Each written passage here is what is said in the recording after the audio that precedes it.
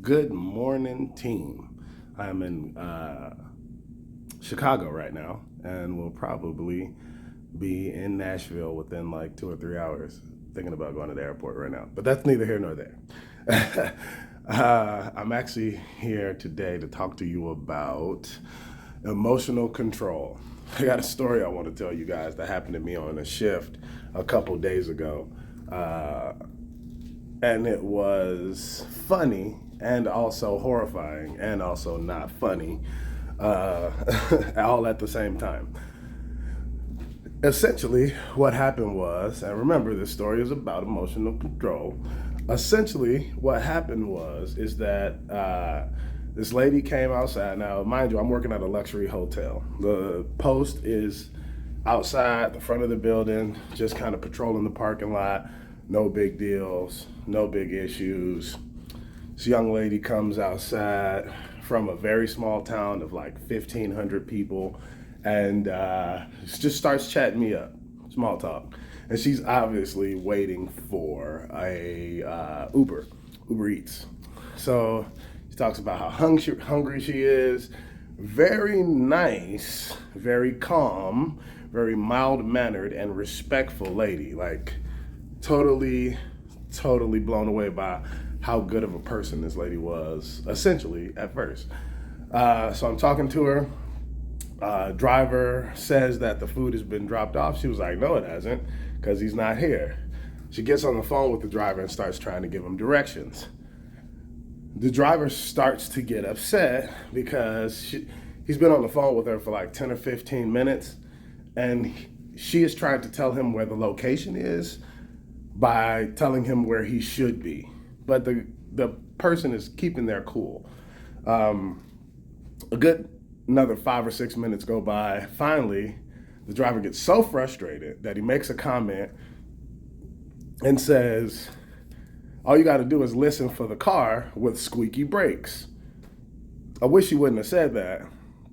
I wasn't thinking, and I was standing in a very wide open area, and I started to listen. I was like, well, if he got squeaky brakes and he thinks he's in the area, he got to be close by. Sure enough, after about 2 or 3 minutes, I hear the brakes. I'm not thinking about the woman standing next to me because she's been so respectful up until this point. So I say out loud, without thinking, I hear his brakes, or I hear their brakes. I'm like, I hear their brakes. I look up, I look off in the distance around this like dirt road because you can kind of see if you take an angle. And there's a car sitting there with no lights on. It just came to a stop, and the brakes are ridiculously loud. It sounds like a train trying to stop. They're so horrible. The woman hears it. She hears me say, I think that's the car over there. Burst out in hysterical laughter. Now, let me tell you why this is a problem. This is a problem because this driver is already upset. They don't know this lady. They're not in rapport, obviously, because he doesn't know who this young lady is who is accosting him about his vehicle. But she's hysterically laughing, knee slapping on the phone with this Uber Eats driver, laughing at their car because the brakes are so bad.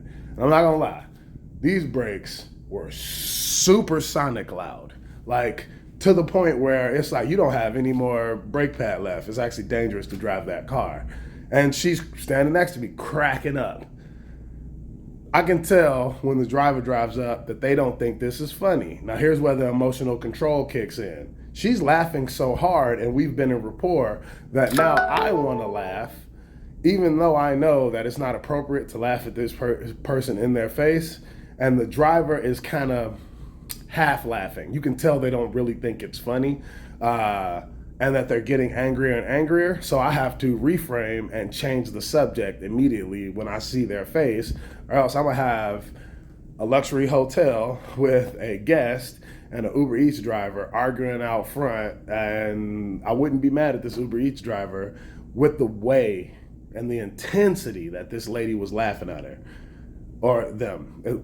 It was unnecessary to laugh at somebody that hard in regards to a hardship that they're experiencing. You should never laugh at anybody for any hardship, but this in particular was just inappropriate, and I had to keep my emotional control, not laugh, even though me and this lady is in rapport, also not try to fix her in front of this individual because it could ignite something. I'm trying not to trigger anything, get this individual to pass off the food. Once they passed off the food, the woman continued cracking up, walked inside, and I see the driver sitting out there kind of like in contemplation. Walk up to him, I'm like, hey man, I'm really sorry about that. Not sure why she thought that was so funny. I really appreciate you being patient and still going through with the delivery. And I saw the air of relief hit their face. And it was refreshing to know that with me keeping emotional control, if I would have laughed, it would have possibly been an altercation outside, because it's different when one person is laughing at you and the other person's kind of looking at them like, don't laugh at that, that's not funny. But when two people are laughing at you and they're in rapport laughing at you, it feels like everybody's only laughing at you. So remember guys, go out there today, have emotional control, be caring for people, practice carefrontation, and this will be your keys to success for the day. Have emotional control. Control your emotions. Don't let them control you. See you later, Pinocchio.